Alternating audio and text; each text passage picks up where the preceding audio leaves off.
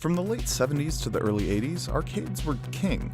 Games like Pac-Man, Donkey Kong, and Space Invaders brought unprecedented growth to the video game industry. In a short amount of time, the industry was a multi-billion-dollar operation, and it wasn't meant to last. The video game crash of 1983 began a steep and steady decline for arcades. Despite some fresh air in the early 90s with games like Street Fighter II, arcades were on their way out. And save for the occasional Dave & Buster's, arcades were largely dormant by the 21st century. But in the mid-2000s, a few plucky entrepreneurs posed a big question. What if arcades, but alcohol? We're at Tappers. It's an arcade bar in Indianapolis, and places like this have been popping up all over the country. They're attracting the kinds of crowds that cut their teeth on these classic games, as well as those who are just kind of curious about a Mario-themed cocktail. But what does it take to run an arcade bar? And do places like this popping up more and more mean round two for the American arcade? Today on Indi Android.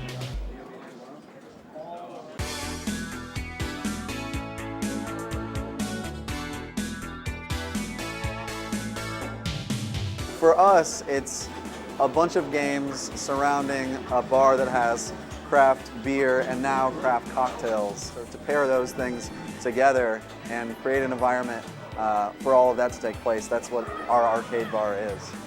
I feel like a lot of people that we get in here are the people that may have seen them in passing as kids, but their parents were never really super generous with their quarters.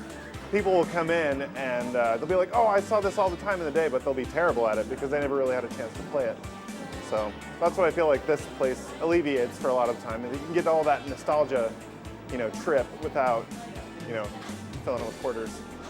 And for people like self-proclaimed pinball nerd Aaron Silvers, arcade bars are places for him to up his game. I also like to play a lot of the older DMs and things of that nature, solid-state games. But it's about growing and becoming a better player. And that's what keeps me coming back. People who come into Tappers can try out these games as much as they want at no cost, as long as they order something from the bar.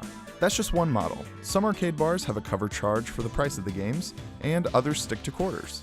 But sapping away at people's laundry fund has its drawbacks. Again, it's that barrier to entry for those people to play those games. It's that quarter kind of gets in the way, and if they lose right away, then they're upset, and if they're not good at it, they don't want to keep chipping in quarters. So I think it's hard to turn a profit that way. I mean, the arcade thing has died several times since the 80s. We charge a little bit more for beer, so maybe 75 cents to $1 per beer more.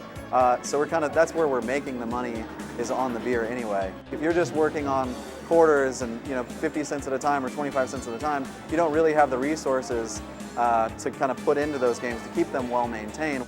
A lot of the games at Tappers are upwards of 30 years old. So what happens when you throw alcohol into that mix? These things were meant for children to play. And I think a drunk adult is almost the same abuse-wise as a little 8-year-old, So I think, the yanking and the things that happen from kids just being kids, and the banging and the spilling their soda all over it isn't much different than the, dumping your beer all over Simpsons, or, getting too excited and ripping a joystick out because you're trying to kick your friend's ass at NBA Jam. More and more bars like Tappers are popping up around the country each year. Does that mean arcade bars are on track for another crash, or is this a return for arcades as we knew them?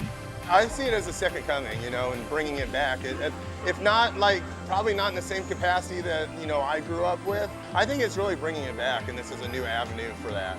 I love it. I love seeing it, kind of flourish, and seeing a lot of people really kind of delve into all those things that they missed out on. I mean, to think that it's going to last for forever, I think is probably crazy. I think the arcade, as a model of you going there and, chipping in quarters, I think that's not going to be a thing anymore. I mean, we're going to do everything we can to kind of keep it exciting.